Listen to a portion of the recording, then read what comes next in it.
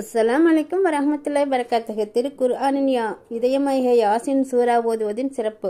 அல்லாஹ்வின் திருப்பொருத்தத்தை நாடி இரவில் சூரா யாசீனை ஓதி வருபவருக்கு பாவங்கள் அனைத்தும் மன்னிக்கப்படுகின்றன. அறிவிப்பாளர் அபூ ஹுரைரா ரலியல்லாஹு அவர்கள் நூர் முன்னத்துல் தாரமி.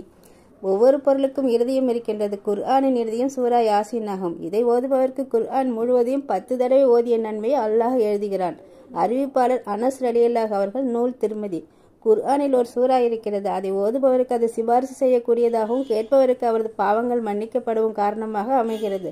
அதுதான் யாசீன் சூறாவாகும். மேலும் அதை ஓதுபவருக்கு அவரது தேவைகள் பூர்த்தி செய்யப்படும். அதை ஓத கேட்பவருக்கு அல்லாஹ்வின் பாதையில் 1000 தினார்கள் செலவு செய்த நன்மையும் கிடைக்கிறது.